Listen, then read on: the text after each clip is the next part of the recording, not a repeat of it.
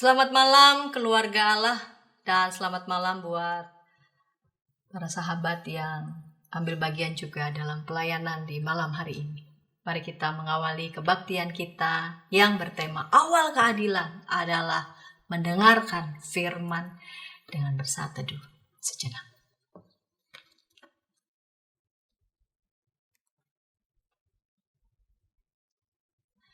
Segala yang baik yang Allah ciptakan memuji Tuhan. Cakrawala, mentari, bulan, bintang, sungai, gunung, juga manusia, seluruh alam semesta memuji Tuhan. Nyanyikanlah nyanyian baru bagi Allah, bersorak-sorai bagi Rajamu.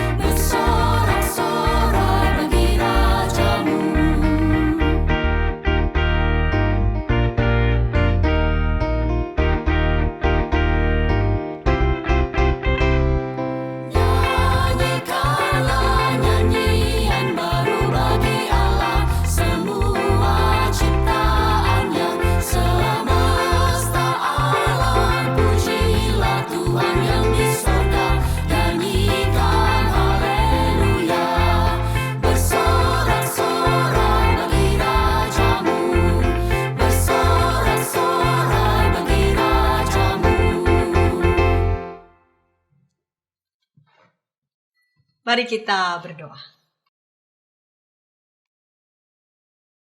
Ya Bapa, kami memuji kebesaran-Mu yang boleh memelihara kami sepanjang hari ini. Dan sebelum kami beristirahat, kami mau bersama-sama beribadah. Bapa, kiranya berkati ibadah kami. Melalui ibadah ini, kami juga beroleh berkat dari Tuhan. Dalam Kristus kami berdoa. Amin. Keluarga Allah, ada begitu banyak bentuk kerja dan karya yang saat ini kita lakukan. Apakah kita sudah menyediakan hati untuk mendengarkan apa yang Tuhan kehendaki untuk kita kerjakan, sehingga yang kita kerjakan adalah yang seturut dengan yang Tuhan kehendaki? Seperti yang telah diteladankan oleh Nabi Yeremia, dalam keterbatasannya, Nabi Yeremia datang kepada Allah. Dan Allah meneguhkannya seperti yang dicatat dalam Yeremia 1 ayat 6 sampai 8a. Maka aku menjawab, Tuhan Allah, sesungguhnya aku tidak pandai bicara sebab aku masih muda. Akan tetapi Tuhan berfirman kepadaku, jangan katakan aku ini masih muda. Tetapi kepada siapapun aku mengutusmu haruslah engkau pergi. Dan apapun yang kuperintahkan kepadamu haruslah kau sampaikan. Jangan takut kepada mereka, sebab aku menyertai engkau. Merespon firman Tuhan dari kitab Yeremia yang tadi telah saya baca dan menyambut pembacaan Injil dan pemberitaan firman Tuhan, mari mengagungkan nama Tuhan melalui Mazmur 71.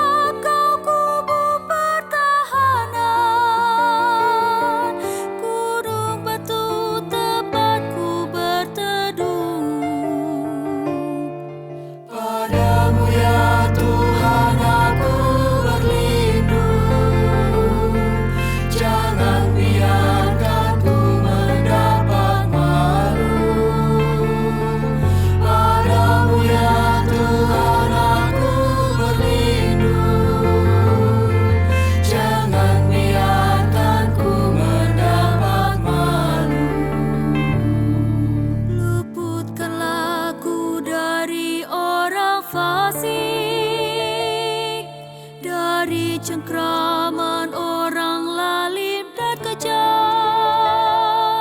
sebab Engkaulah ya Tuhan harapanku. Sejak budak Kau kepercayaanku. Padamu ya Tuhan aku berlindung, jangan biarkan ku mendapat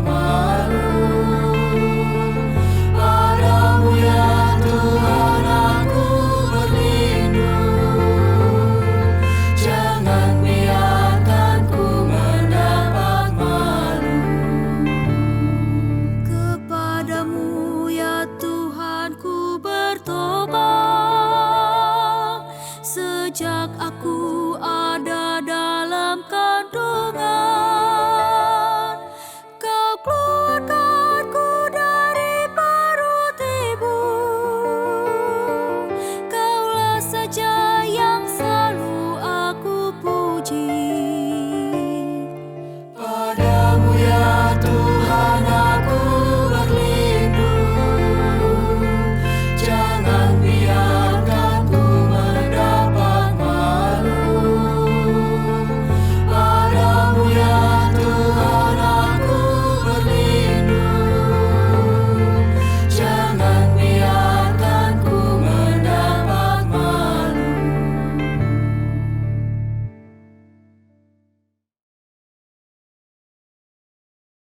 Mari kita berdoa.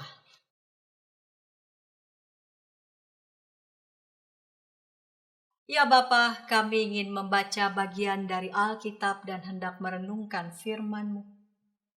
Kiranya Bapa memberikan kepada kami hikmat pengertian melalui kuasa Roh-Mu yang kudus, sehingga kami dituntun dalam pengertian yang benar akan firman-Mu. Dan dengan tuntunan Roh-Mu yang kudus kami juga mau belajar bertekun melakukannya. Dalam Kristus kami berdoa. Amin. Injil Lukas pasal 4 ayat 21 sampai 30. Ia mulai berkata kepada mereka, katanya, pada hari ini genaplah nas ini ketika kamu mendengarkannya. Semua orang itu membenarkan dia dan mereka heran akan perkataan penuh rahmat yang diucapkannya. Lalu kata mereka, "Bukankah ia ini anak Yusuf?" Kemudian berkatalah ia kepada mereka, "Tentu kamu akan mengatakan pepatah ini kepadaku. Hai tabib, sembuhkanlah dirimu sendiri. Perbuatlah di sini juga di kampung halamanmu ini segala yang kami dengar yang telah terjadi di Kapernaum." Katanya lagi, "Sesungguhnya aku berkata kepadamu, tidak ada nabi yang diterima di kampung halamannya. Aku berkata kepadamu dan kataku ini benar. Pada zaman Elia terdapat banyak janda di Israel ketika langit tertutup selama 3 tahun dan 6 bulan. Dan ketika kelaparan yang dahsyat menimpa seluruh negeri. Namun Elia diutus bukan kepada salah seorang dari mereka, melainkan kepada seorang janda di Sarfat di tanah Sidon. Pada zaman Nabi Elisa banyak penderita sakit kulit menular di Israel dan tidak seorang pun dari mereka yang ditahirkan selain Naaman, orang Syria itu." Mendengar hal itu semua orang di rumah ibadat itu sangat marah. Mereka bangkit lalu menghalau Yesus keluar kota dan membawa dia ke tebing gunung, tempat kota itu terletak, untuk melemparkan dia dari tebing itu. Tetapi ia lewat di tengah-tengah mereka lalu pergi. Pada ayat 21 di pasal 4, ia mulai berkata kepada mereka, katanya, "Pada hari ini genaplah nas ini ketika kamu mendengarkannya."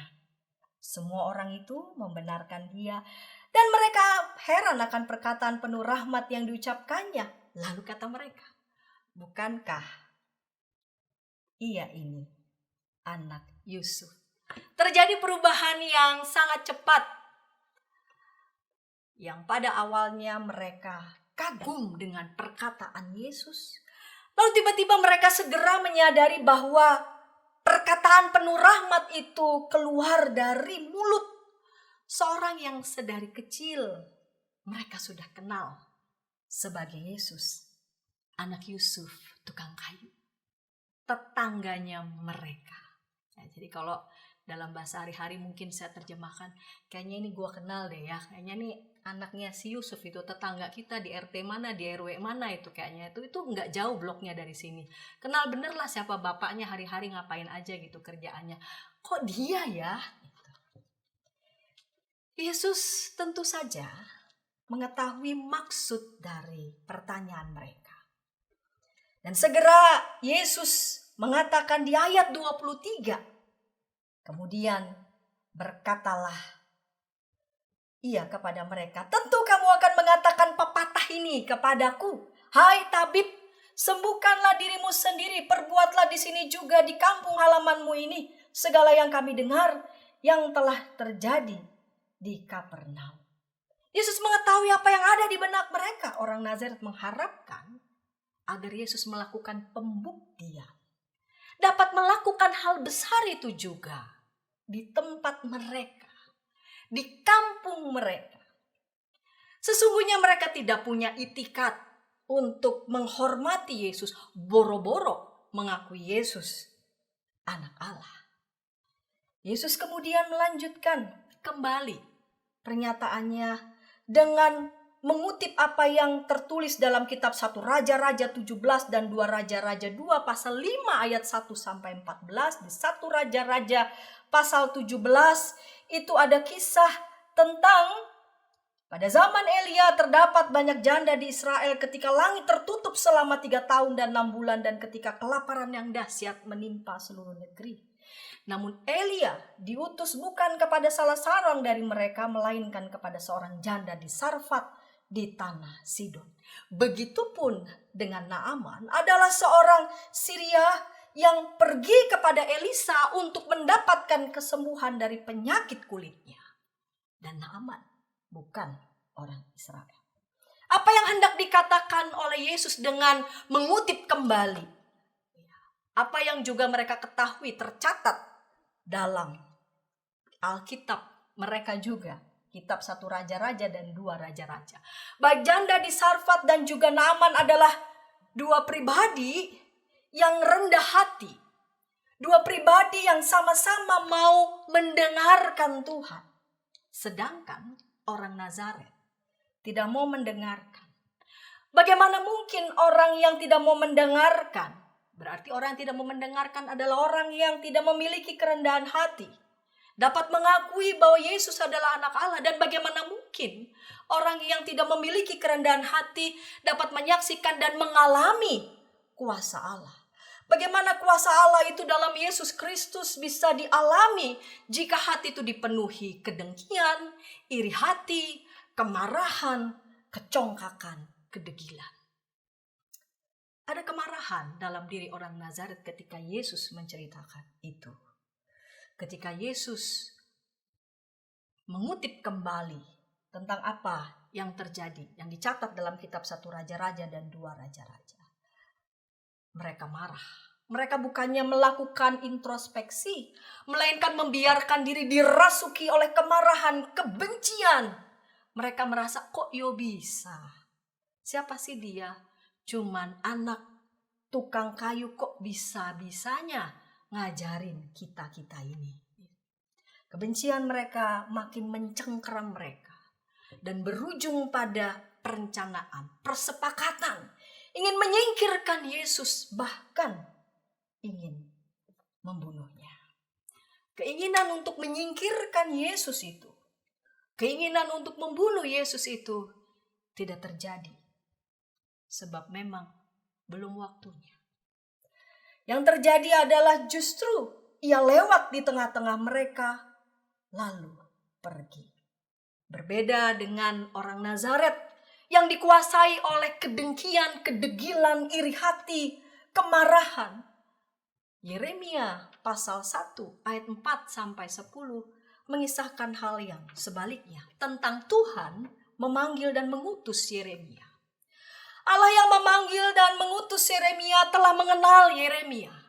Allah mengenal Yeremia. Allah lah yang membentuk Yeremia sejak dalam rahim ibunya.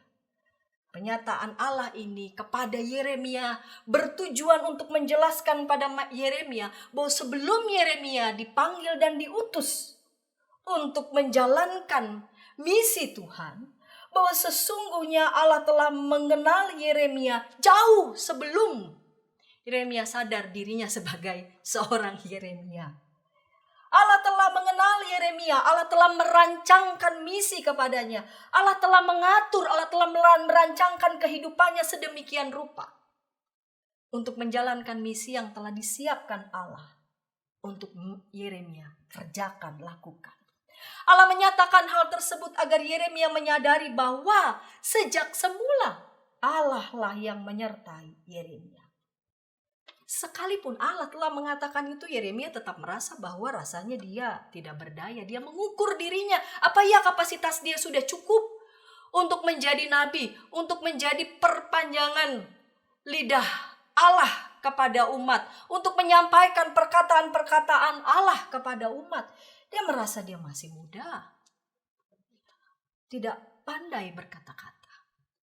Menurut saya kesadaran ini berangkat bukan dari rasa dibuat-buat karena emang ogah mengerjakannya, tetapi kesadaran sungguh-sungguh bahwa saya merasa belum punya kapasitas itu. Bagaimana bisa? Apakah dia akan sanggup menjalankan tugas yang Tuhan berikan? Allah mengerti, Allah mendengarkan keraguan Yeremia. Allah bisa memahami keraguan Yeremia. Keraguan Yeremia itu dijawab oleh janji Allah. Dan atas janji Allah, Yeremia diperintahkan untuk menjalankan tugas. Di ayat 7, akan tetapi Tuhan berfirman kepadaku, jangan katakan aku masih muda, tetapi kepada siapapun aku mengutusmu haruslah engkau pergi.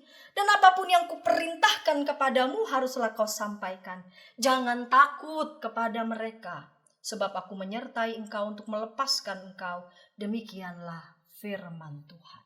Janji Allah itu diteguhkan bahkan lewat tindakan Allah menjamah mulut Yeremia, menaruh perkataan-perkataan Tuhan dalam mulutnya. Di ayat 9, lalu Tuhan mengulurkan tangannya dan menjamah mulutku. Tuhan berfirman kepadaku, sesungguhnya aku menaruh perkataan-perkataanku dalam mulutmu. Allah memberikan kuasa, Allah memberikan wibawa untuk melakukan tugas panggilan. Sekalipun bukan berarti tanpa resiko. seorang Yeremia pasti sadar resiko-resiko seperti apa yang akan dia alami. Resiko, salah satunya resiko kesepian. Kesepian karena belum tentu apa yang dikatakannya itu akan didengar. Akan digubris. Bisa jadi apa yang dikatakannya itu tidak ada satupun yang mau dengar. Dan lebih dari itu tidak hanya mengalami kesepian, bisa saja juga mengalami nyawa terancam. Karena ia berhadapan dengan para pembesar-pembesar. Ia harus menyampaikan apa yang Allah katakan, bahwa telah terjadi ketidakadilan, bahwa para pembesar itu telah melakukan kekejian, ketidakadilan di mata Tuhan. Tapi dengan berbagai macam resiko-resiko itu, Yeremia punya satu kekuatan, yaitu janji Tuhan untuk tetap menyertainya. Ada dua hal, keluarga Allah, yang bisa kita perhatikan dari ataupun melalui Yeremia, yaitu pertama adalah kesediaan. Ia mendengarkan Tuhan. Apa yang sesungguhnya Tuhan mau lakukan dalam hidupnya, melalui hidupnya. Dan kedua, Yeremia nggak tiba-tiba berasa sok bisa begitu ya, sok tahu, udah tahulah Tuhan pengen apa yang aku kerjakan, udah tahu gitu mengerjakannya. Tapi Yeremia mendengarkan dan sungguh-sungguh memastikan bahwa yang ia kerjakan itu memang Tuhan kehendaki. Ia memastikan bahwa ada wibawa pengutusan yang Allah memang percayakan kepadanya. Dan kedua adalah janji penyertaan Allah bagi setiap orang yang kepadanya Tuhan percayakan tugas panggilan. Janji penyertaan itu sungguh-sungguh Tuhan nyatakan, yaitu perlindungan sejauh saya dan para sahabat, para keluarga Allah setia di jalan Tuhan. Amin.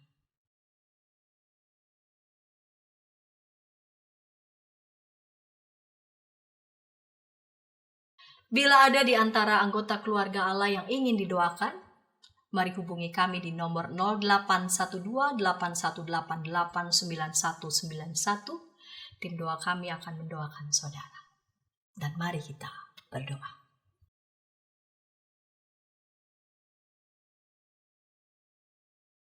Bapa di surga, jangan biarkan kedegilan, kebencian, kemarahan, iri hati itu merasuki kami. Sehingga karena itu semua kami sulit untuk mengenali, sulit untuk mendengarkan apa yang ingin Tuhan lakukan, kerjakan melalui kami dalam hidup kami. Sehingga dengan demikian ya Bapa, ketika kami menyediakan hati mau mendengarkan, artinya kami menyediakan hati kami terbuka sepenuhnya. Membiarkan Tuhan mengajari kami, membimbing kami, mendidik kami.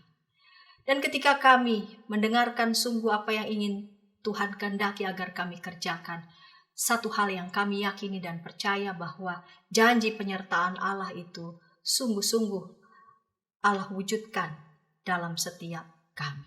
Bapa di sorga, kami mau bersatu hati, mau berdoa buat anak-anak Tuhan yang saat ini bergumul dalam kesetiaan untuk tetap teguh, untuk menjalani tugas-tugas yang dipercayakan kepada mereka. Dan pada saat ini mengalami berbagai macam dinamika, mungkin keraguan, ataupun juga ketika dalam menjalankan tugas-tugas itu merasa tidak mendapatkan dukungan yang penuh, ataupun merasa ragu dan sebagainya. Ya Bapa, melalui firman-Mu, kami boleh diajar untuk percaya penuh dan mendengarkan Tuhan dan percaya pada janji penyertaan Tuhan.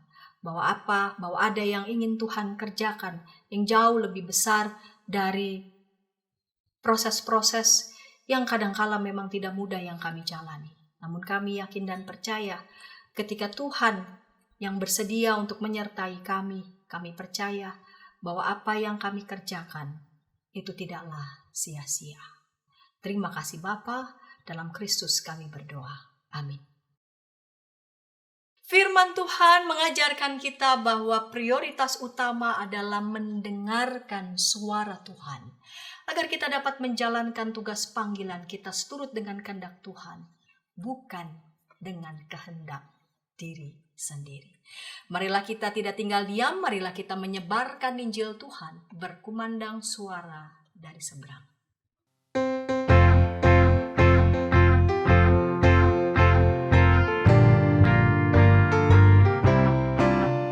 Berkumandang suara dari seberang, kirimlah cahayamu. Banyak jiwa dalam dosa mengerang, kirimlah cahayamu. Kirimlah berita Injil menyentak yang terlelap. Kirimlah berita Injil menyentak yang terlelap. Kita telah dengar cerita dari jauh, kirimlah cahayamu. Bantuanmu berikan, janganlah jemu, kirimlah cahayamu. Kirimlah berita Injil menyentak yang terlelap. Kirimlah berita Injil menyentak yang terlelap. Jangan kita tinggal diam mendengar, kirimlah cahayamu. Injil Tuhan haruslah kita sebar, kirimlah cahayamu. Kirimlah berita Injil menyentak yang terlelap. Kirimlah berita Injil menyentak yang terlelap. Marilah kita menerima berkat Tuhan, kita berdiri. Anugerah Tuhan kita Yesus Kristus, belas kasih dari Allah Bapa, dan persekutuan di dalam Roh-Nya yang kudus menyertai kita sekalian. Amin.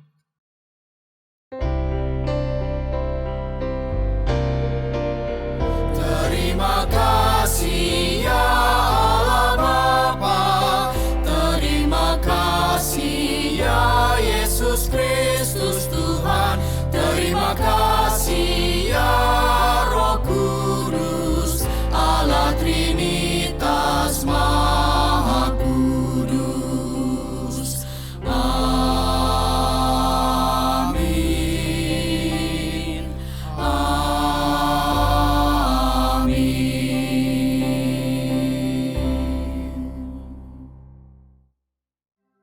Selamat malam dan terima kasih.